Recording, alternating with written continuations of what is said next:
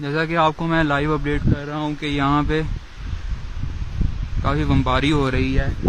ये 30 किलोमीटर अंदर है बॉर्डर से, और वहाँ पे भी काफ़ी बमबारी चल रही है इस टाइम। तो पाकिस्तान इसका भरपूर जवाबी कार्रवाई करेगा, और शायद अभी बमबारी काफ़ी रुकी तो है।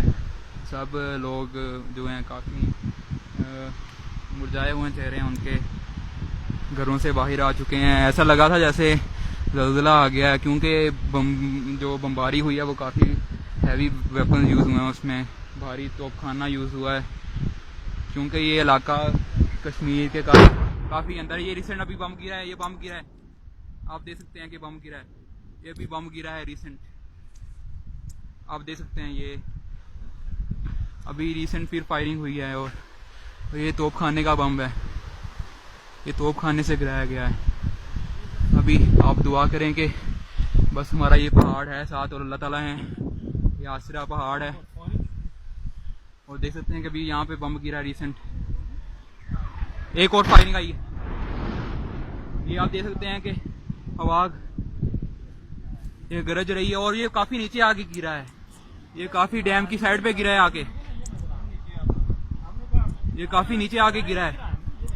ये 30 किलोमीटर अंदर है सरहद से, और आप देख सकते हैं कि ये 30 किलोमीटर तक अंदर तक आ रहे हैं। अब हम भारी तोपखाने से आ रहे हैं। अब हमें नहीं पता हम कहाँ जाएंगे, लेकिन आप जैसा देख सकते हैं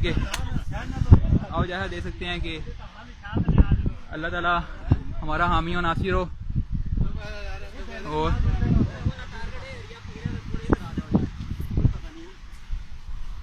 उनका टारगेट लग तो यही रहा है कि टारगेट उनका ये है। अभी काफ़ी सारे लोग इधर से मूव कर रहे हैं, डरे हुए लोग हैं। भारी तोपखाने से फायरिंग की जा रही है, और ये 30 किलोमीटर अंदर है पाकिस्तान का मेन मेगा प्रोजेक्ट नीलम झेलम हाइड्रो प्रोजेक्ट, उस पर बमबारी की जा रही है। तकरीबन 1000 मेगावाट का प्रोजेक्ट है, उस पर बमबारी की जा रही है। और यहाँ चाइनीज़ कॉन्ट्रैक्टर हैं, और अमेरिकन और जर्मन कंसल्टेंट्स भी यहाँ हैं। ये प्रोजेक्ट एक और बम आया है,